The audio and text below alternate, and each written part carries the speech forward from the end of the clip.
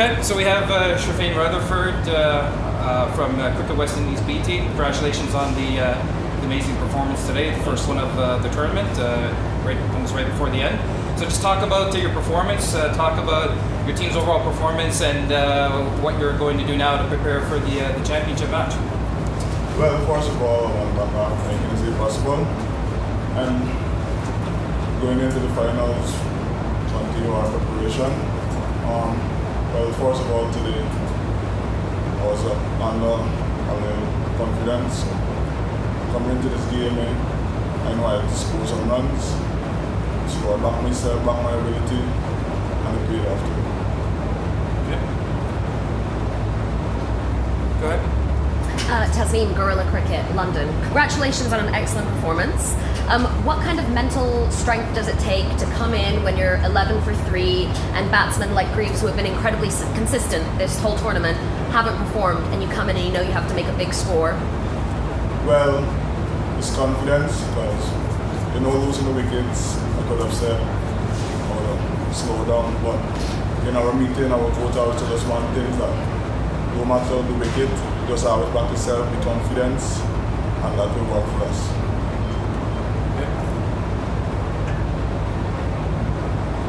Yeah. So I understand that you did very well for Guyana last year in the domestic Super 50s. Is that the same kind of energy that you're going to take to Guyana this year for the CPL? Well, yes.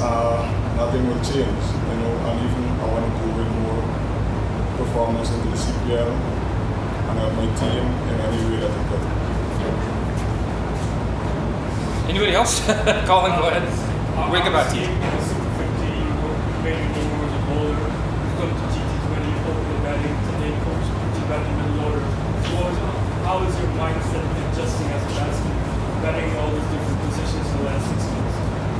Well, I'm a batting all-rounder mostly, so whether I open or bat 4, I just always tell myself that I have to take that opportunity and make the best use out of it.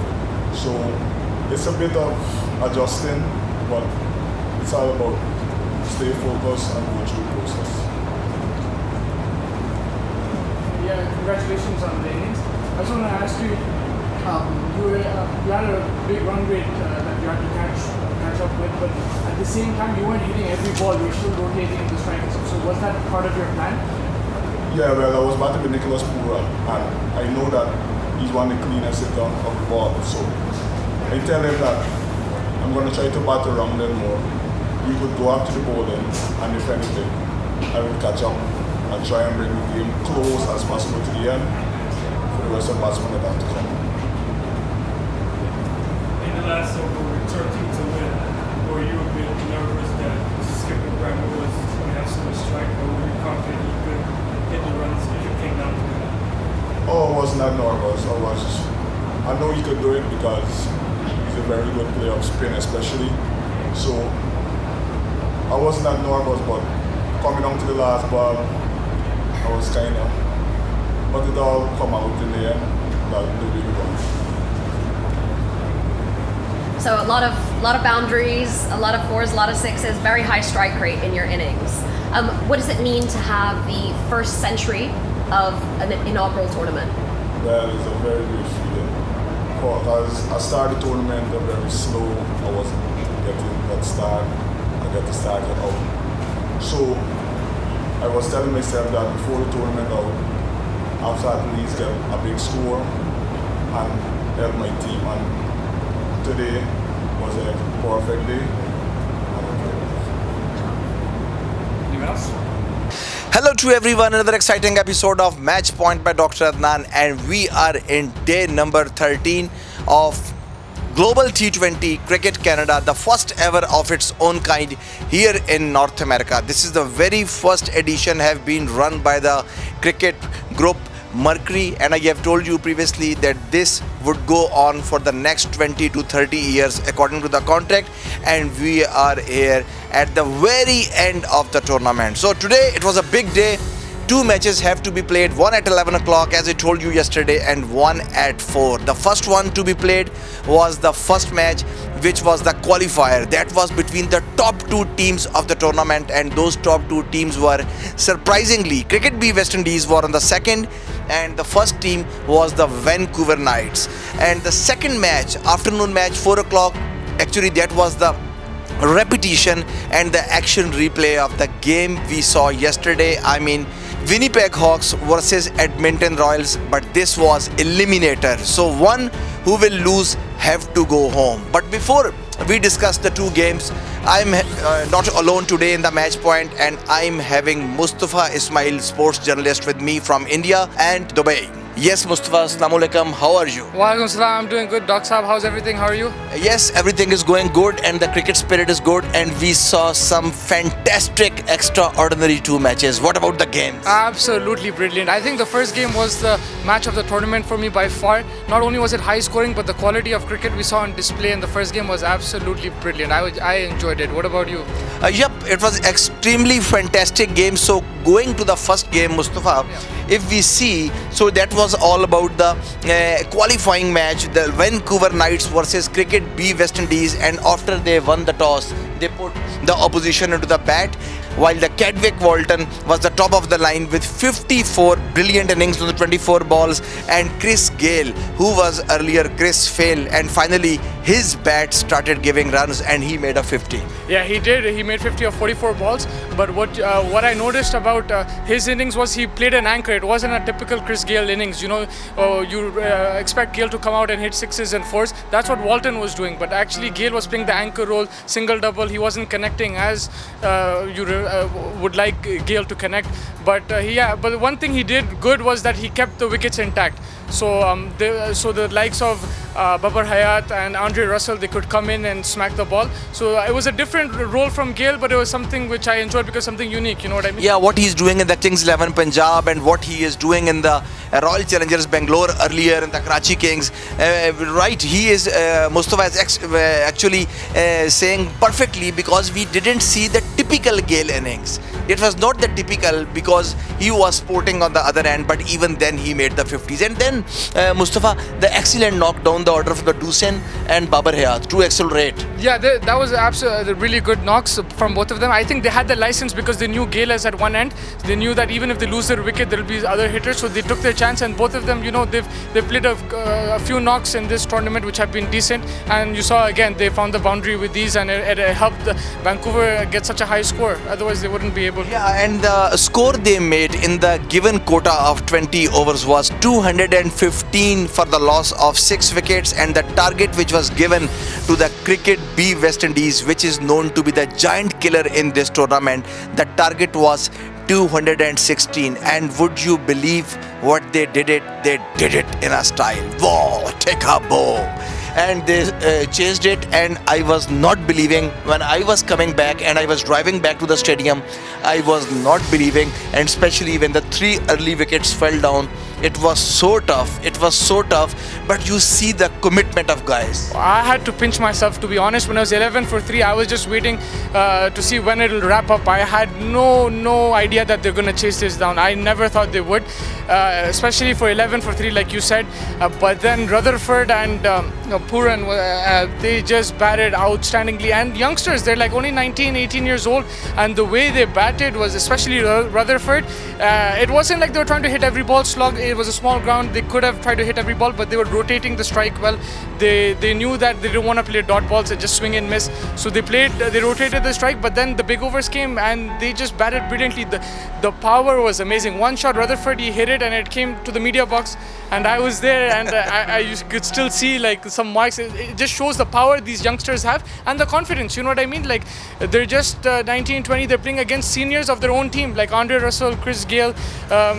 These people are international players. They're not scared. The West Indies B team are not scared at all. They're just playing some fearless cricket, and and they're energetic as well. And they could be a very surprising and a good addition to the upcoming West Indian team, who will have to get rid of Gale and the other aging players. This could have been turned out a very tremendous T20 team. Yeah, no doubt. This is actually an audition for them. I'm sure the likes of Gale and Russell will be passing it on to the the selectors that these kids are there, and it's on display. Like everyone's watching how good they are. I'm sure this is the future of West Indian cricket. And the beauty of the game was this, that the Justin Greaves, over him the team was relying in the past. Justin Greaves got out cheaply in the beginning, and also the Shamar Springer and the Brendan King also got out cheaply. But then Rutherford, this was the beauty of the team. Rutherford, who was not clicking in the previous games. We were seeing Nicholas Pooran, we were seeing Fabius Allen, but Justin we were seeing 2 times we saw him chasing, but this man Rutherford was not working, and today his magic worked out and he became the first centurion of the Global T20 Canada in the North American soil. In this league, he is the first man to enter into the triple figures, and that was so amazing. 134 on 66 balls, smashing all around this small ground of King City. Absolutely amazing. This was the best knock of the tournament, like you said, the first 100 as well. It was absolutely amazing just to watch the shots he was playing, and there were proper cricketing shots in the V. It wasn't like he was playing scoops behind the wicket or anything. He was playing in the V, proper cricketing shots, and it was just a delight to watch for everybody. And down the order, Nicholas Pooran came to rescue when in the end Nicholas Pooran gave him the very solid stand on the wicket, and he also got not out on 44. He got out actually on 44. Anthony Bramble was not out on 23, so they chased down 221 for 4 wickets at the end of the day, and they became victorious, and the first team who made their entry to the finals grand finale on the 15th of this month. So first team to enter and to mark themselves safe, and now they will have to wait for the match which will be between the winner of Eliminator and the loser of Qualifier. They will have to wait. And the pick of the bowlers, as we see, all the bowlers were struggling, but the one man, Andre Russell, who was playing very good for the Kolkata Knight Riders, Islamabad United, he became so expensive. 1 wicket, 4 overs and 46 runs. And even Tim Southee, one of the better bowlers, the World Cup 2015 bowler, Tim Southee was struggling, and Mustafa, I was seeing that when the pressure was there, he has given the 3 wide balls at the end. Yeah, the pressure told on them, and it's surprising. They're the more experienced players. You know, they've played in, like you said, World Cup matches. They've played leagues all around the world. Against this young team, they were feeling the pressure, and it was something you don't really see. It's very unique. Like, you know, the more experienced players under pressure and making mistakes, where the youngsters are doing everything right under pressure. Yeah, and at the end, Cricket beat West Indies, win by 6 wickets, and they rang the bell of danger for their opponents that get ready, we are in the final. So it would be a very interesting final, whoever will be the team. So second match, which is the afternoon match, has to be taken place. Actually the replay match between the Edmonton Royals and between the Winnipeg Hawks. Winnipeg Hawks, the team of David Warner, the team of Ben McDermott, team of Lendl Simmons, and the Edmonton Royals, the team of Lala, Shahid Afridi, Irfan, Sohail Tanveer, lot of Pakistani breed over here, star-studded Pakistan side, Agha Salman over here. We will go to the second match, interesting match between the Winnipeg Hawks and Edmonton Royals, but time is here for a short break. Along with me, Mustafa Ismail, I am Dr. Adnan, and you are watching Match Point. We will be right back.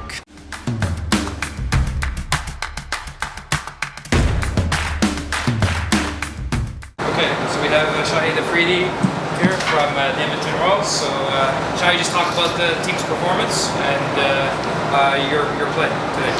Well, I think the team combination was very good. Unluckily, like in the first 2 games, I think we didn't field well, we batted well, we bowled well.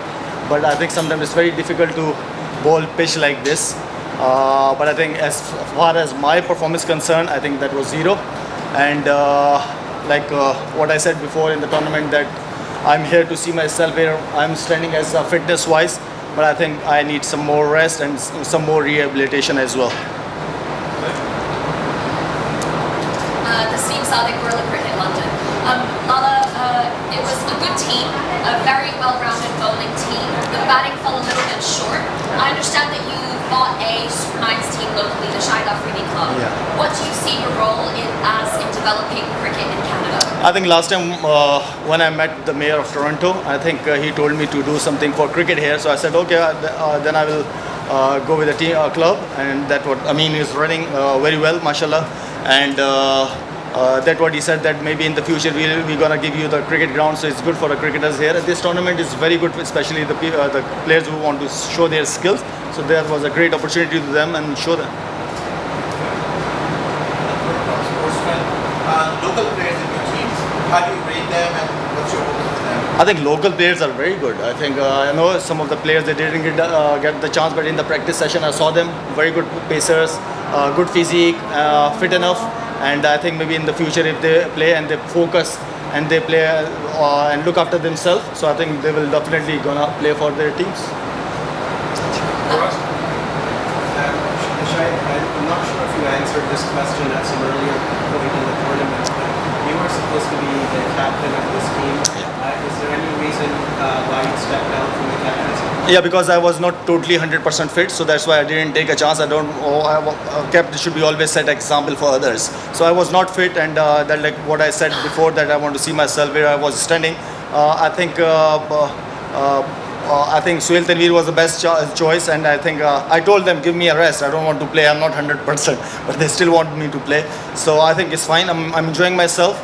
Everyone want me to lead the team, but I think as a player, I'm enjoying. After Pakistan retirement, I think I'm not really interested to do a captaincy. So just a bit of a follow-up. So even though you weren't the official captain of the team, were you still finding yourself giving advice or setting fields or making plans?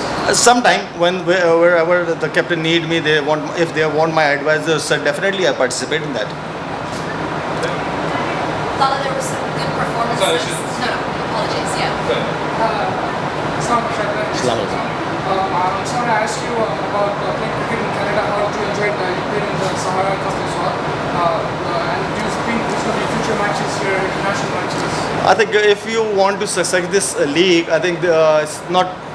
Don't play just in Toronto. I think we should play in other cities as well, and you can take it that this cricket to America as well. Why not? So I think if we want to promote cricket in this region, I think we should have to take in another cities and America as well.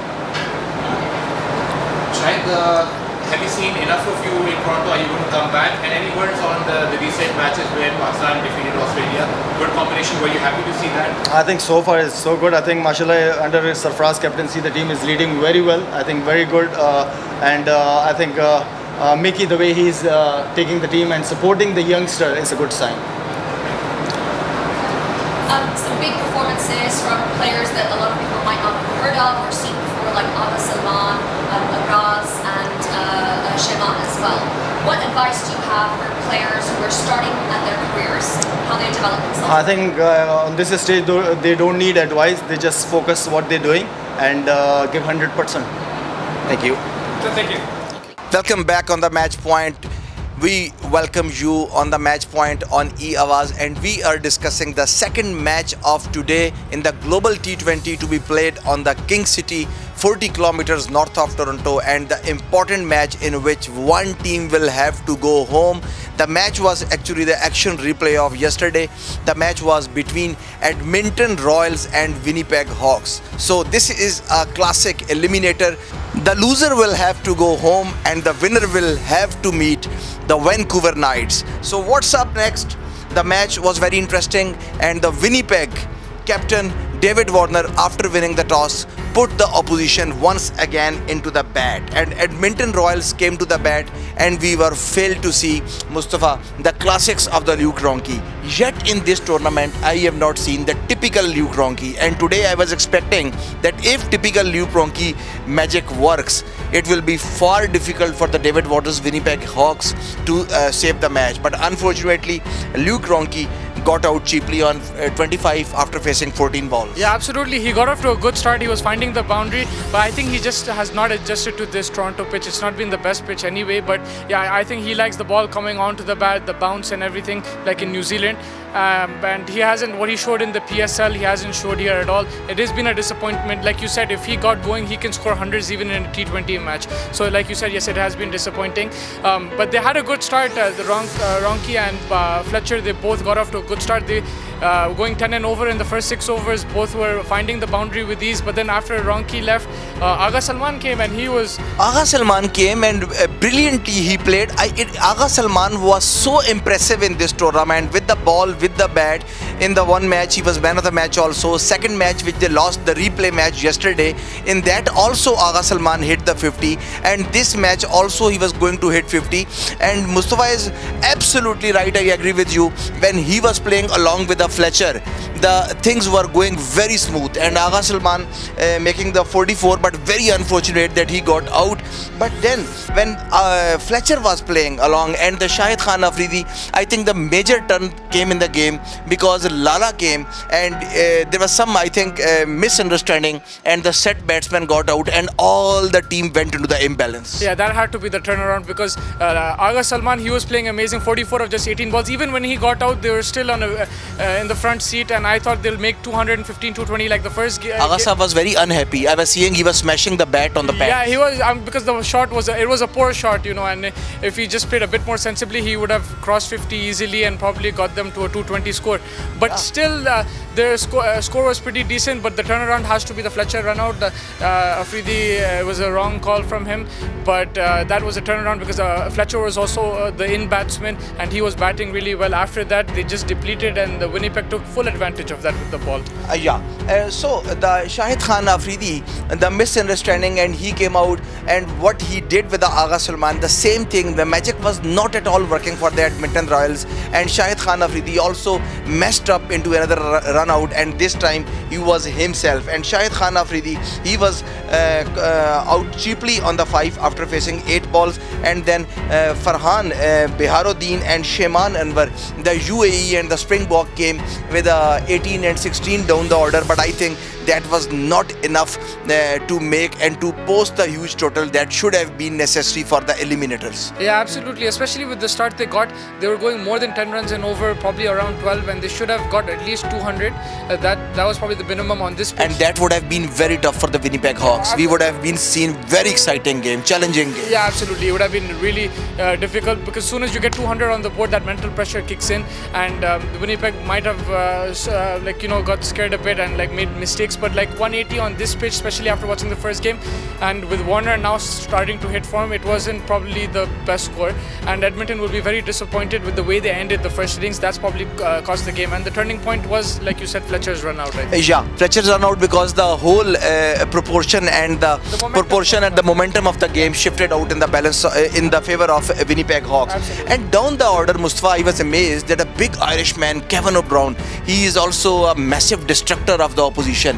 He pinned down Pakistan back in the 2007. He's a guy who is a power hitter. Kevin O'Brien also, we couldn't see him in the form in the whole tournament. And the same like I saw Kevin O'Brien and got out cheaply on 2, and Sohail Tanveer is the most amazing man and the most expensive Pakistan player to be picked by Guyana Amazon Warriors in the CPL. His magic also not started working in this league. Sohail Tanveer down the order, Kevin O'Brien, Wayne Parnell, Hassan Khan, Mohammad Irfan, all in the whole numbers and not able to touch the double figures. Yeah, it's been very shocking. These are, like you said, these are very big names. They've played international cricket, but it just did not click for them, and that's the reason why Edmonton have been eliminated, because they haven't had one performance for any of these 3-4 big players, and that's what's cost them this tournament. You need a team effort. It can't just be one player, but yeah. So the total went out on 183 for the loss of 9 wickets in the given quota of 20 overs. Still, with a pace battery like Sohail Tanveer